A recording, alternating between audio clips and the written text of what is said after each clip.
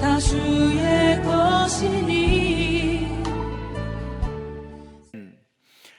오늘은 거룩하신 하나님이라는 제목을 가지고 말씀을 함께 나누려고 합니다.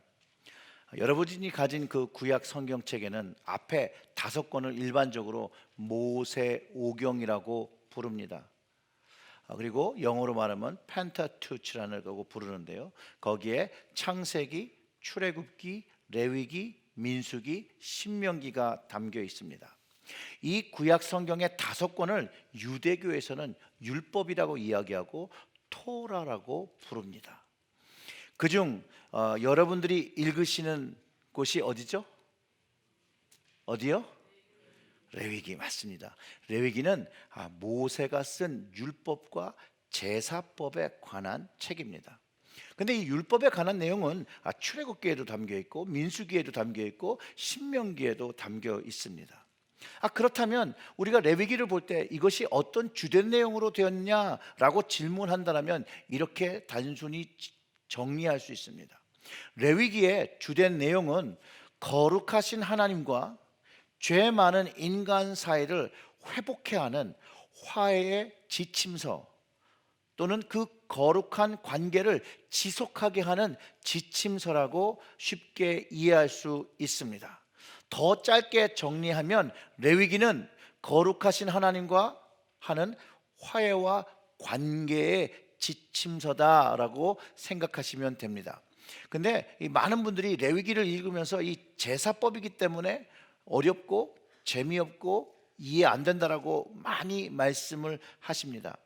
그런데 이 레위기의 제사법의 근거에서 우리 예수님께서 나를 위하여 십자가와 고난을 감당하셨은 것, 그리고 그 생명을 주신 이유를 더 레위기를 통해서 깊게 이해할 수 있어서 저는 개인적으로 은혜를 좀 많이 받는 그런 말씀이기도 합니다.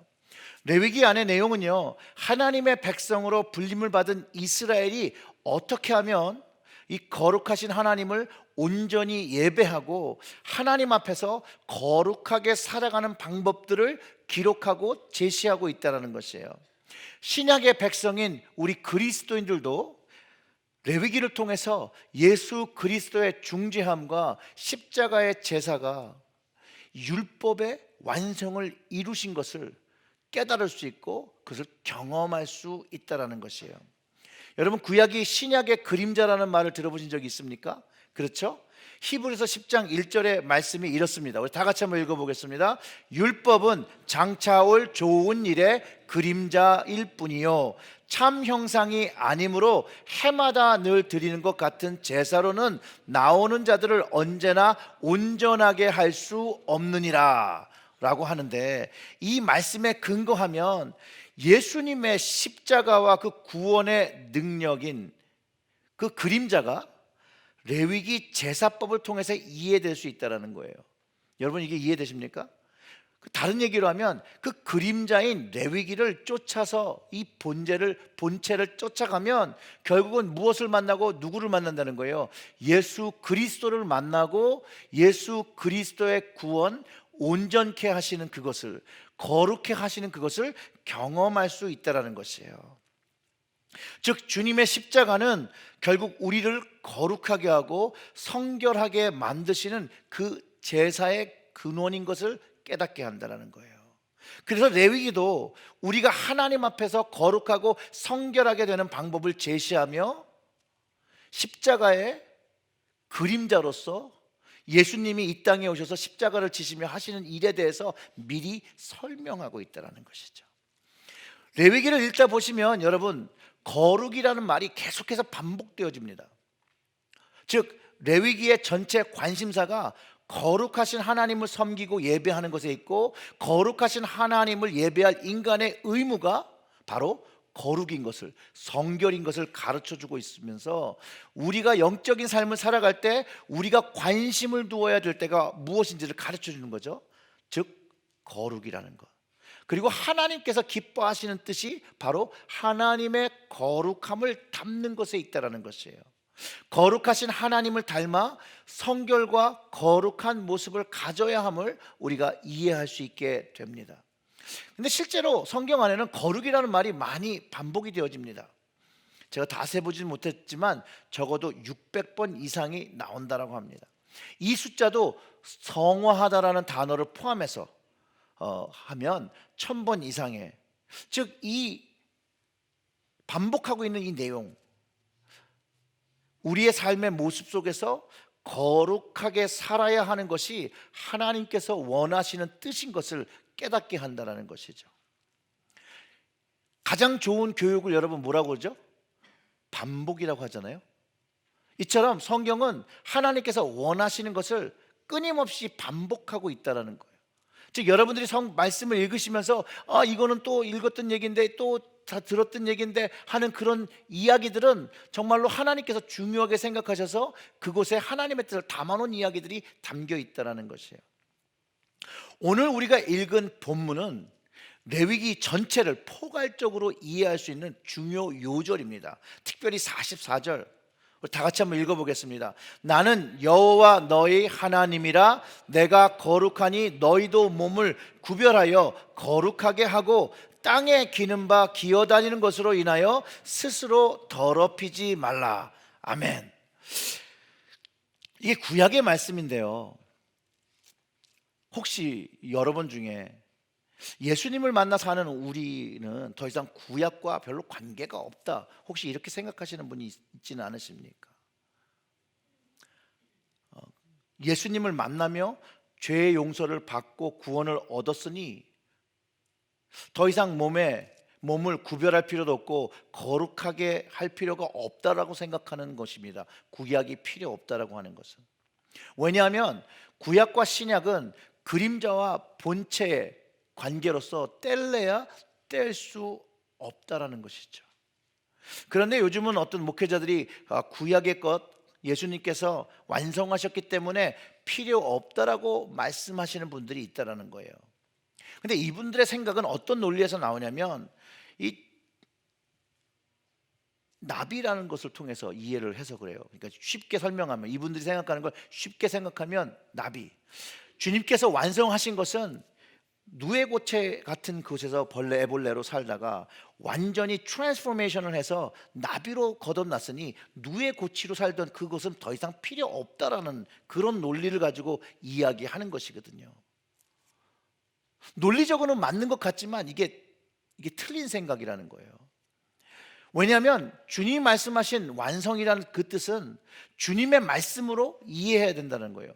예수님께서 분명히 율법의 완성을 말씀하셨어요. 마태복음 5장 17절의 말씀, 예수님의 말씀은요 이래요. 같이 읽어봐요.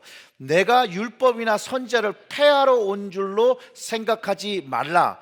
폐하러 온 것이 아니요 완전하게 하려 함이라. 아멘. 이 말씀은 예수님께서 부족한 것들을 채워서 완벽하게, 완전하게, 온전하게, 거룩하지 못한 것을 거룩하게 했다는 그런 말이라는 것이에요.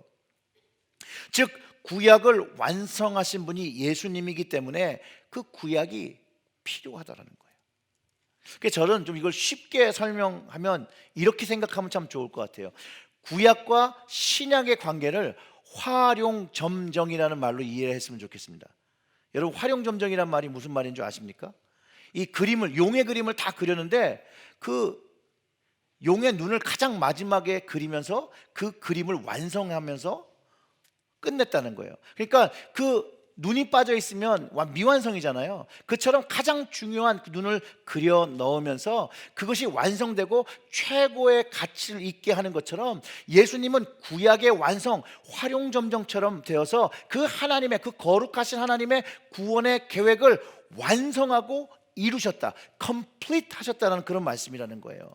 이런 논리에서는요 구약이 꼭 필요한 것이죠. 구약이 없어서는 안 되는 거예요. 만약 구약이 없다라고 말씀하시는 분들의 논리는 이거예요. 눈을 딱 찍고 그림을 완성한 다음에 눈이 완성했으니까 다른 몸체들은 다 지워버려야 되는 거죠. 이해가 되시죠? 부족했던 구약의 율법이 예수님으로 오심으로 인해서 완성되어지신 것이기 때문에 그분인 자인 구약을 버릴 수가 없다라는 거예요.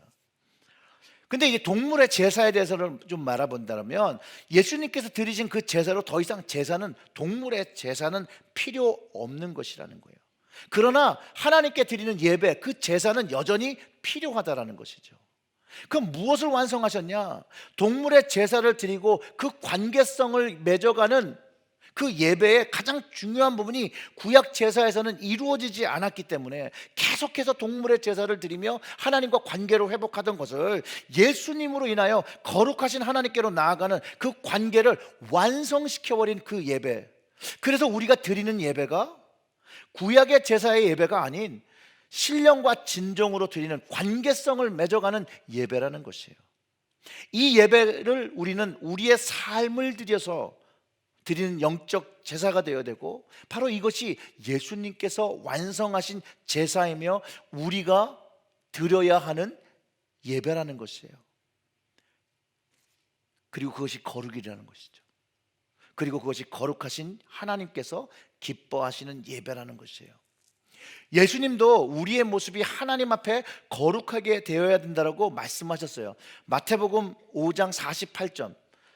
이 말씀이요, 본문 44절의 말씀과 동일한 말씀이에요. 우리 다 같이 한번 읽어보겠습니다.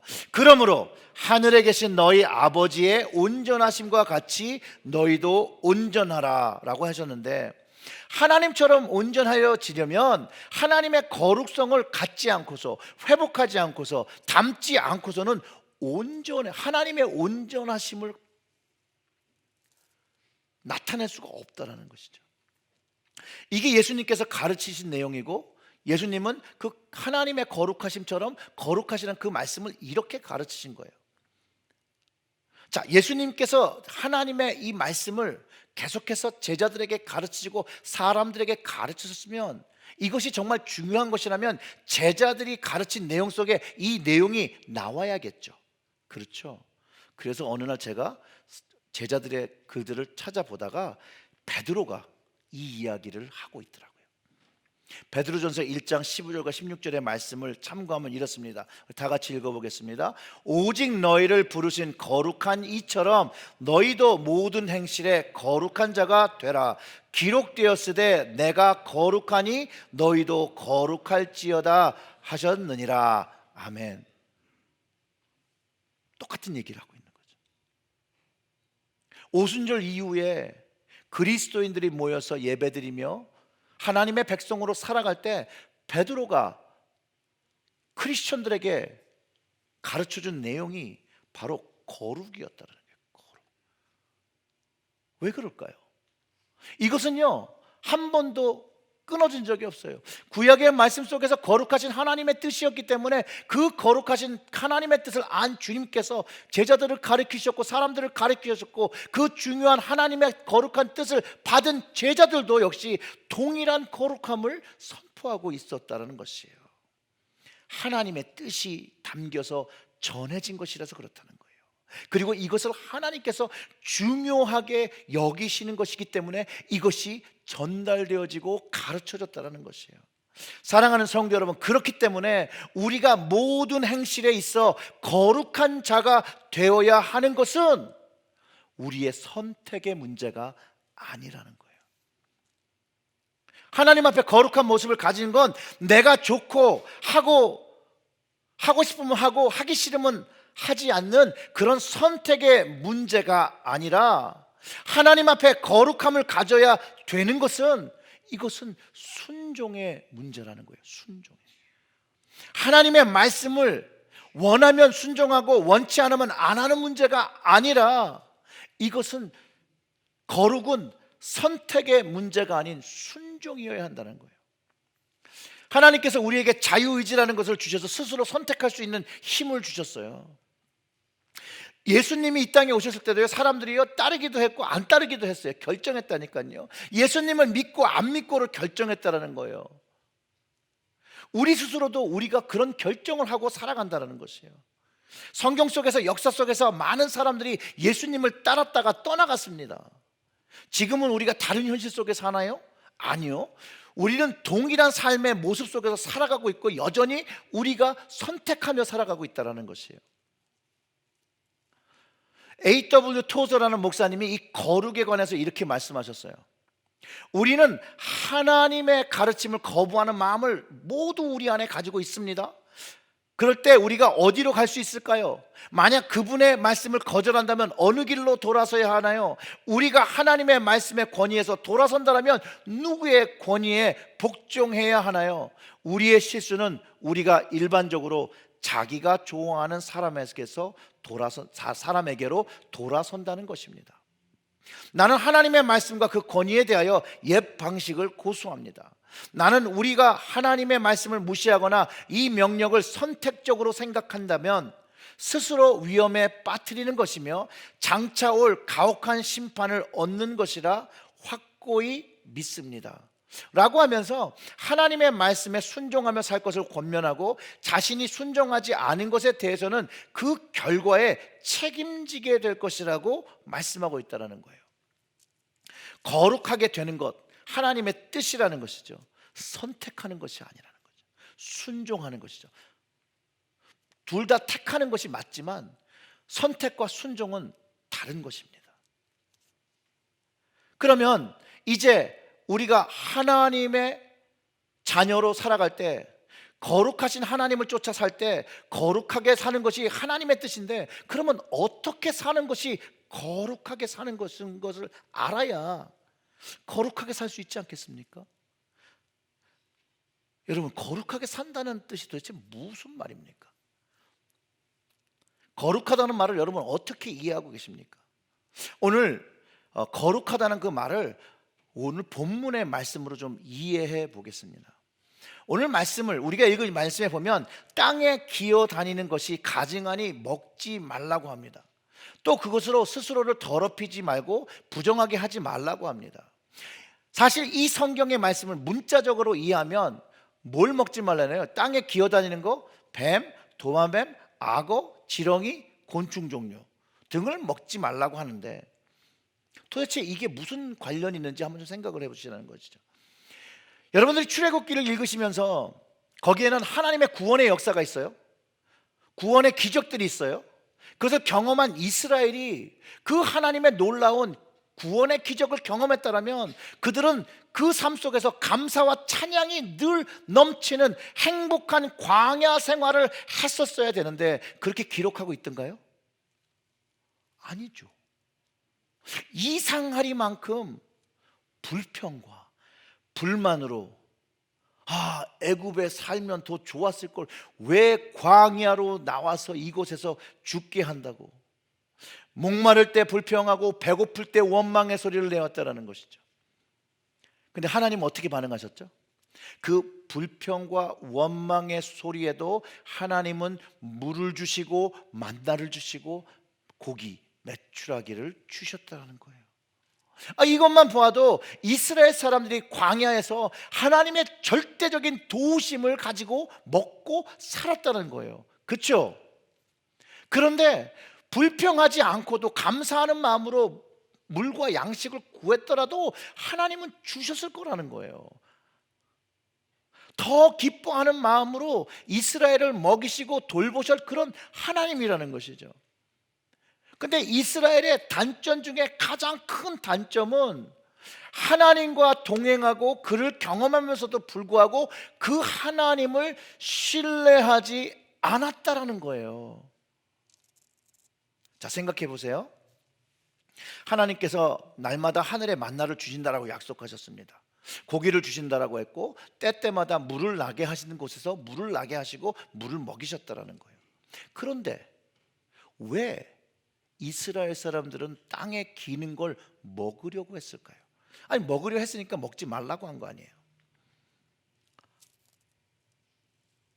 만나도요, 하나님께서 법을 정하셨어요. 하루 먹을 것만 모아두라는 거예요.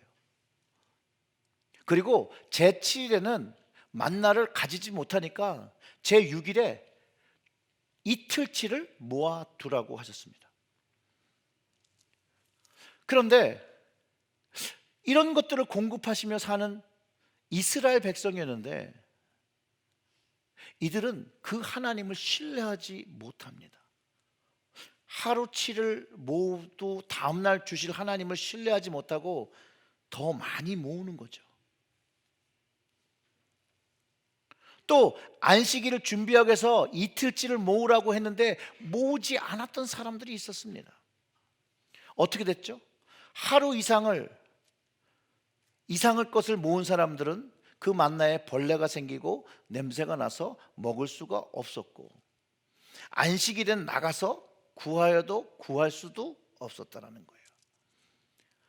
하나님의 말씀을 전적으로 믿지 못하고 신뢰하지 못하고 순종하지 않은 것, 하나님께서 양식을 주시지 않을 때를 대비해서 사막에 있는 것을 먹으려고 한 그 시도, 그 마음, 하나님을 신뢰하지 못한 그 마음이 부정한 마음이라는 것이죠. 그 마음이 하나님 앞에 가증한 마음이라는 것이죠. 그 하나님께 순종하지 못하는 마음이 하나님 앞에 부정한 마음이라는 것이에요.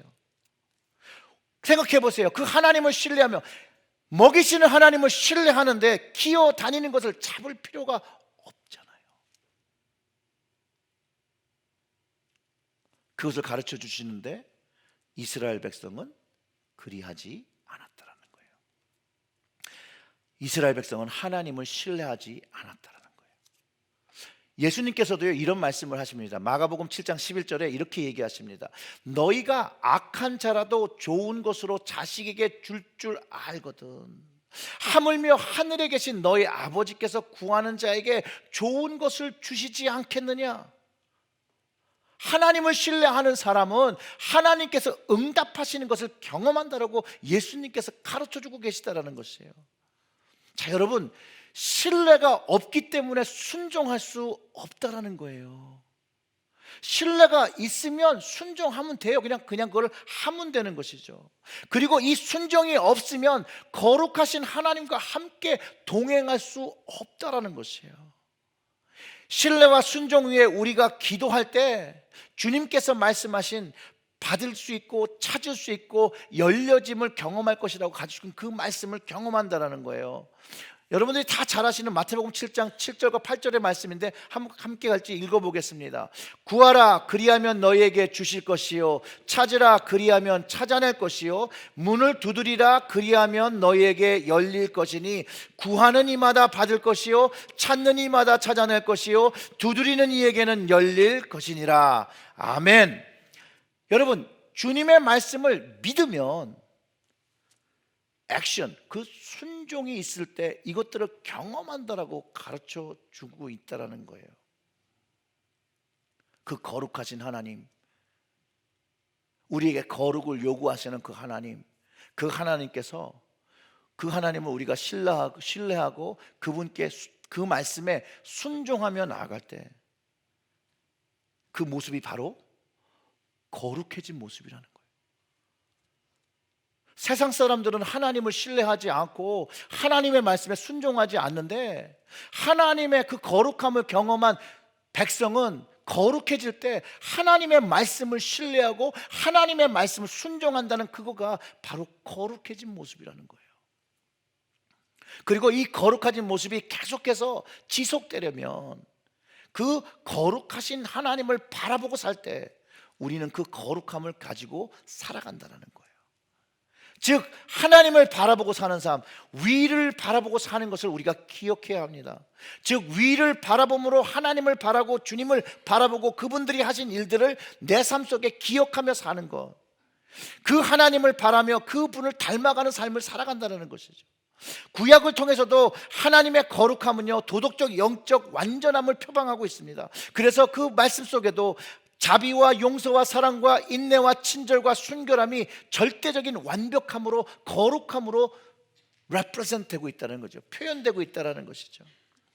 그리고 이 거룩이란 말씀이 사람에게 적용을 할 때는 하나님처럼 절대적인 거룩이 아니라 조금 더 소극적인, 하나님의 거룩함을 사모하며 열정을 가지고 거룩한 믿음으로 거룩한 자녀로 살아가려고 하는 그런 몸부림, 바로 그것이 거룩이라는 거예요.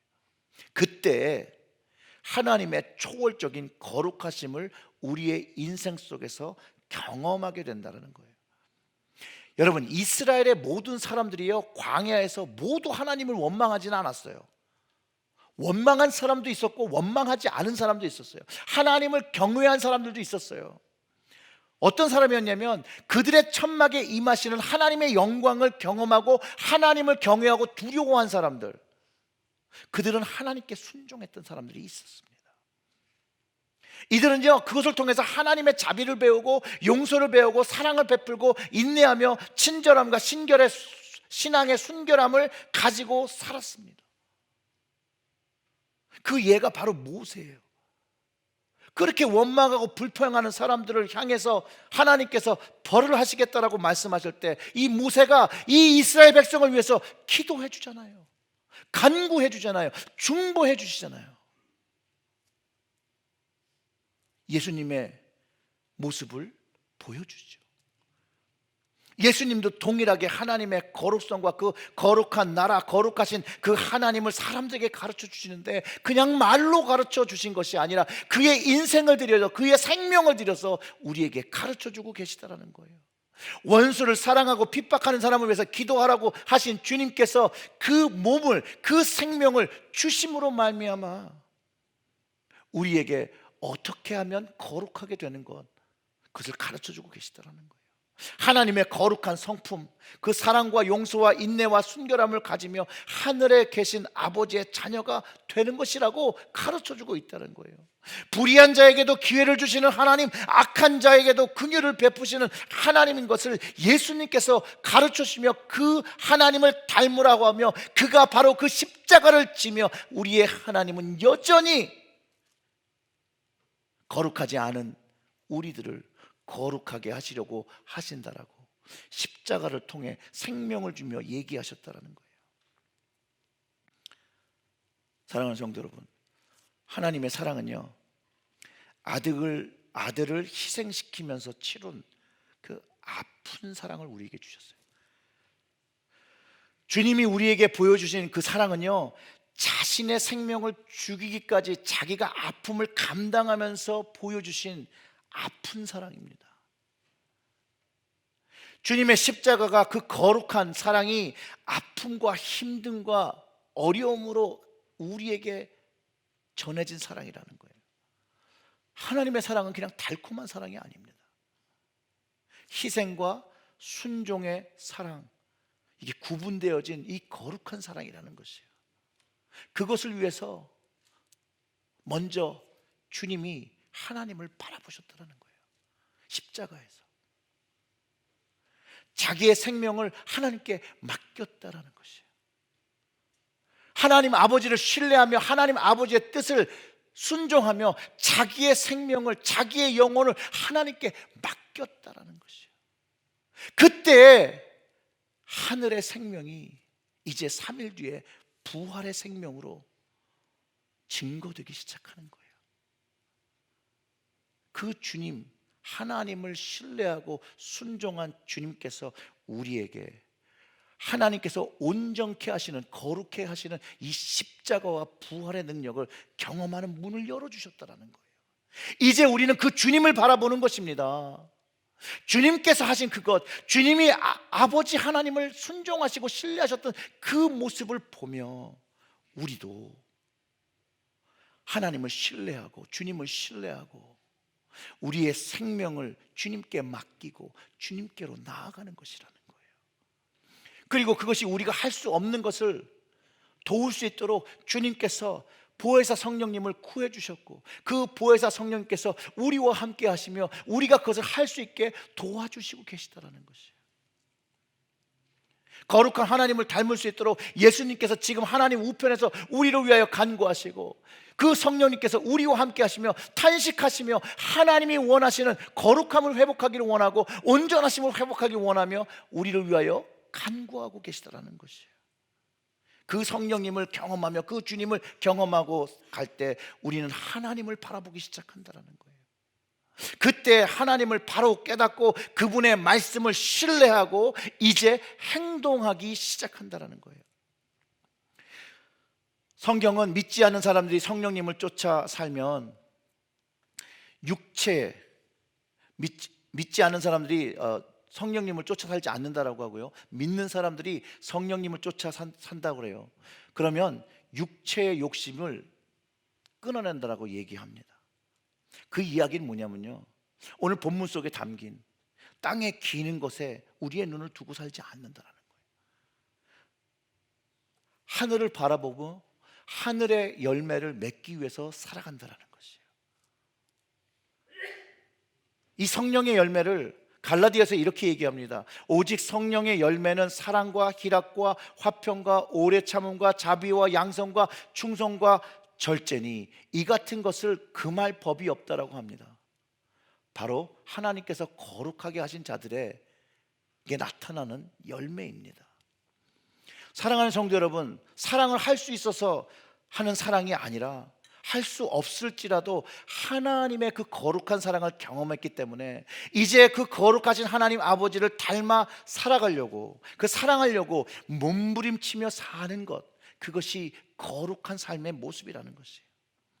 우리 하나님 아버지가 거룩하시기에 우리도 거룩한 자녀로서 그분이 보여준 사랑과 용서와 자비와 희락과 화평과 오래 참음과 양성과 선한 모습을 우리의 삶 속에서 보이고, 거룩하신 하나님께 순종하며 충성하며 온유하며 절제하는 삶을